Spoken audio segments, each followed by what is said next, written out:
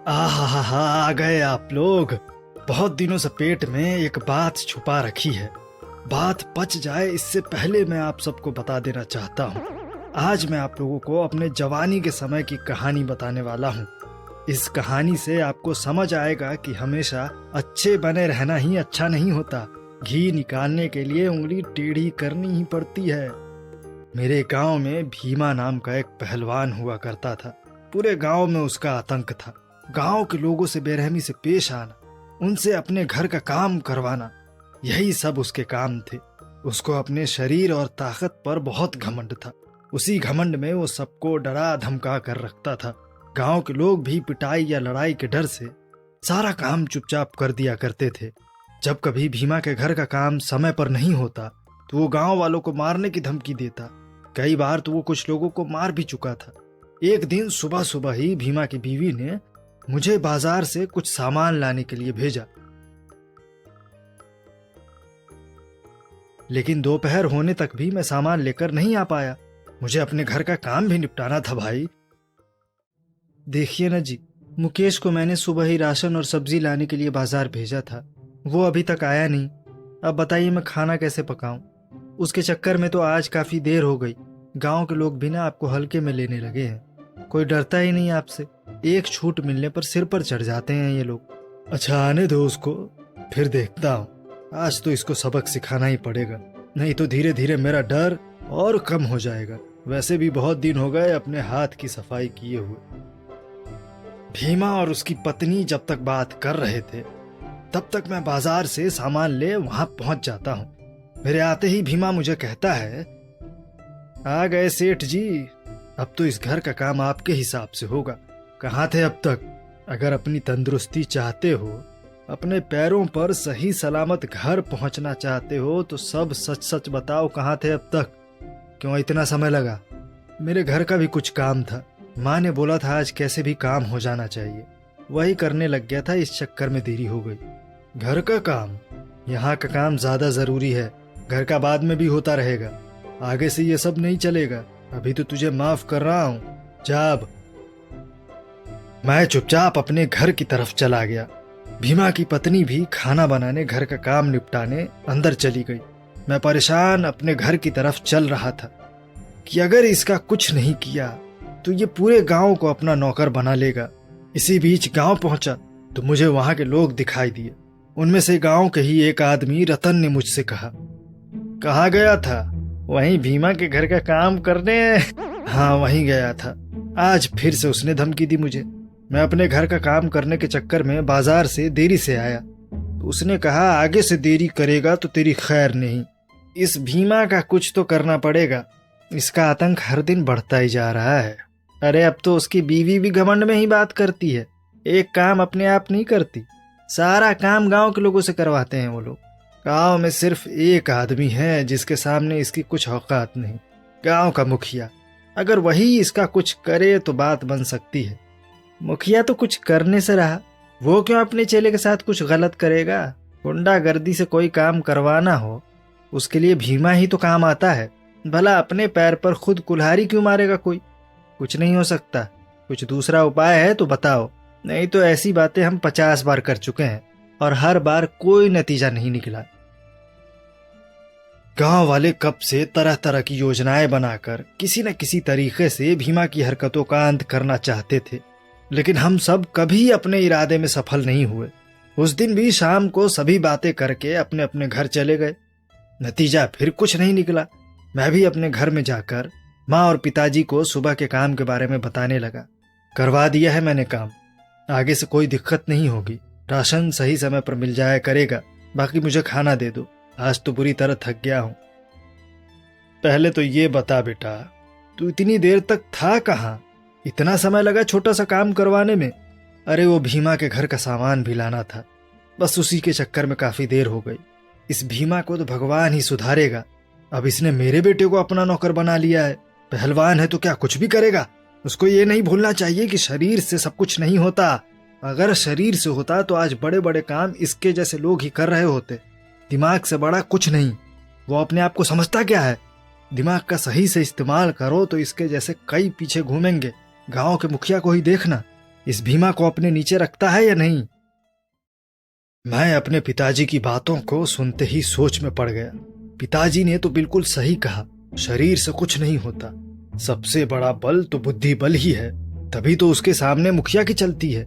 ऐसे लोगों को शरीर से नहीं तो दिमाग से तो हराया ही जा सकता है। अब मुझे ही कुछ करना था, नहीं तो मैं जिंदगी भर इसका नौकर बन के रह जाता।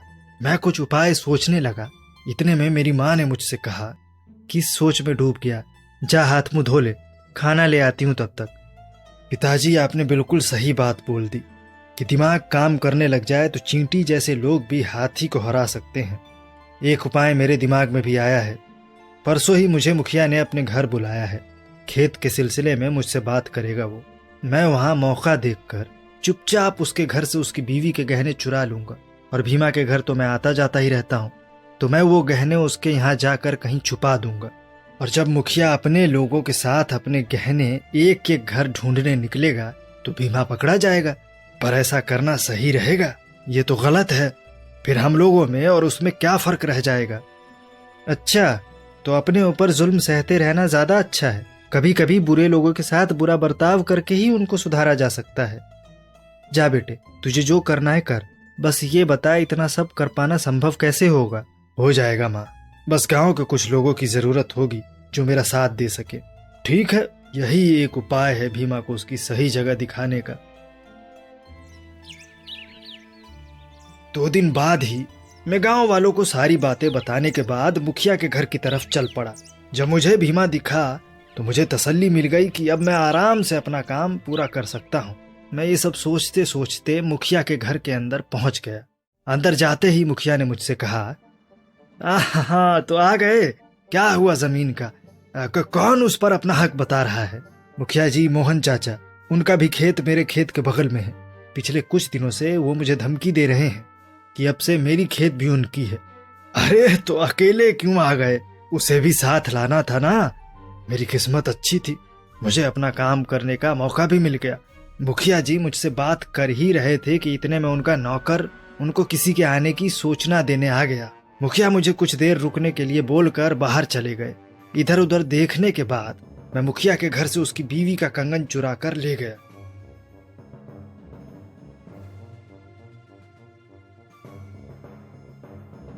और फिर बाहर मुखिया के पास आकर मैंने बोला, मुखिया जी, आप व्यस्त हैं, आज मेरा काम तो वैसे भी नहीं हो पाएगा क्योंकि मोहन चाचा बाजार गए हुए हैं। वो जैसे ही आएंगे मैं उनके साथ आपके पास आ जाऊंगा। ठीक है, जैसी तुम्हारी मर्जी। मैं जल्दी से वहां से सीधा भीमा के घर पहुंच गया। वहां जाने पर पता चला कि भीमा की बीवी खर्राटे मारकर सो रही थी। फिर मेरी किस्मत ने मेरा साथ दिया। मैंने चुपके से सही जगह देखकर कंगन उसके घर में छुपा दिया और वहां से फरार हो गया। अगली सुबह होते होते पूरे गांव में ये बात फैल गई कि मुखिया के घर चोरी हो गई है। बहुत ढूंढने के बाद भी कंगन कहीं नहीं मिला। अंत में फैसला लिया गया कि मुखिया के घर कल जो भी आया था उसके घर की तलाशी ली जाएगी। तलाशी लेने के लिए मुखिया, उसकी पत्नी और 2 नौकर साथ में निकले। मुखिया के नौकर हर घर की तलाशी लेते लेते मेरे घर आ पहुंचे। पहुंचते ही मुखिया के नौकर ने मुझसे कहा, कल तुम मालिक के यहाँ आए थे ना, इनके घर से मालकिन की कंगन चोरी हो गई है। अब आखिरी घर तुम्हारा ही बचा है, हमें एक बार यहाँ की तलाशी लेने दो। आखिरी कैसे? आखिरी तो भीमा का घर है, वो भी तो कल आपके यहीं था और अभी तक वो अपने घर पर ही है। अगर कोई गड़बड़ नहीं होती तो आज भी वो काम पर आता ना। कम से कम आज तो उसे आपके साथ होना चाहिए था। अब भी नहीं समझे आप लोग कि चोरी किसने की है? तू अपनी बकवास बंद रख, भीमा कभी ऐसा नहीं कर सकता। वो इतने सालों से मेरे लिए काम करते आया है, आज तक एक भी शिकायत का मौका नहीं मिला मुझे। मैं उसके बारे में तो बिल्कुल भी नहीं सोच सकता। चुपचाप इनको तेरे घर की तलाशी लेने दे। ठीक है, आप लोगों की मर्जी। मुझे तो लगा कि भीमा ने ही ये सब किया होगा। जाइए तलाशी ले लीजिए। पूरे घर की तलाशी लेने के बाद जब नौकरों को कंगन नहीं मिला तो वो लोग खाली हाथ बाहर चले आए और बाहर आकर मुखिया से उन्होंने कहा, मालिक, नहीं मिला कंगन। अब तो हमें भी भीमा पर शक हो रहा है, एक बार उसके घर की भी तलाशी लेकर देखते हैं। देखिए जी, ये कंगन का सवाल है, छोटी मोटी चीज का नहीं। चाहे वो कोई भी हो, उसके घर की तलाशी होनी ही चाहिए। चलिए उसके घर चलते हैं। आखिरकार मुखिया भीमा के घर की तलाशी करवाने के लिए मान ही जाता है। वो सब आगे बढ़ने ही वाले होते हैं कि उसी बीच मैंने उनसे अपनी बात रख दी। मुखिया जी, भीमा एक पहलवान है। मान लीजिए गलती से भी कंगन उसके घर निकल आया तो वो सबसे बचकर भाग भी सकता है, फिर तो उसे ढूंढना भी मुश्किल हो जाएगा। हम सब में से कोई भी उसके बराबर का नहीं है जो उसे पकड़ सके। क्यों ना आप उसके घर जाने से पहले पुलिस को बुला लें, पुलिस के सामने तो उसकी एक भी नहीं चलेगी। और मुखिया दुविधा में पड़ गया। आखिरकार उसका इतना खास आदमी, उसके साथ मुखिया कैसे गलत बर्ताव करे। उसे ये सब करना बिल्कुल अच्छा नहीं लग रहा था, लेकिन बीवी और गांव वालों के दबाव के कारण उसे ये करना ही पड़ा। उसने अपने एक नौकर से कहा, जाओ जाकर पुलिस को बुला कर ले आओ। एक तरफ नौकर पुलिस को बुलाने चला जाता है तो दूसरी तरफ गांव के सारे लोग भीमा के घर की ओर चल पड़ते हैं। भीमा के घर के बाहर पहुंचने के बाद मुखिया उसे आवाज लगाता है, भीमा, भीमा बाहर आओ। भीमा अभी तक सोया हुआ था। उसकी अचानक से नींद खुल जाती है। वो अपनी पत्नी के साथ बाहर आता है तो इतने सारे लोगों को देखकर चौंक जाता है। क्या हुआ मुखिया जी? देखो, बात कुछ ऐसी है कि कल मेरे घर से इसका कंगन चोरी हो गया है। हमने पूरे गांव की तलाशी ले ली, अब आखिरी घर तुम्हारा ही बचा है। एक बार हमें यहाँ की भी तलाशी लेने दो।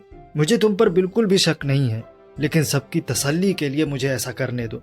ठीक है, मुझे कोई दिक्कत नहीं है। जब मैंने चोरी की ही नहीं तो मैं क्यों डरूं? आप घर की तलाशी लेने के लिए जा सकते हैं। मुखिया का नौकर घर की तलाशी लेने के लिए अंदर दाखिल हो जाता है। जब वो कुछ देर बाद घर से बाहर आता है तो उसके हाथ में वही कंगन होता है जो मुखिया के घर से चोरी हुआ था। इतने में दूसरी तरफ से पुलिस भी आ जाती है। भीमा की अब डर के मारे हालत खराब हो गई। वो मुखिया से बोलता है, ये मैंने नहीं किया मुखिया जी। मैं तो इतने सालों से आपके साथ काम कर रहा था। मैंने आज तो कुछ गलत नहीं किया, तो भला अब क्यों करूंगा? तभी मुखिया की बीवी ने गुस्से में भीमा से कहा, अब तुझे जो भी कहना होगा थाने जाकर कहना। आप इसको यहाँ से तुरंत ले जाइए। भीमा पुलिस द्वारा पकड़ लिया जाता है और उसको जेल के हवाले कर दिया जाता है। अब भीमा का आतंक पूरे गांव से खत्म हो चुका था। अब आप सभी बताइए, मैंने जो किया क्या वो गलत था या सही था? अरे चाचा, आपने जो किया बिल्कुल सही था। आखिरकार लोहे को काटने के लिए लोहे की ही जरूरत पड़ती है। इसीलिए कहा जाता है कि सबसे बड़ा बल बुद्धि बल।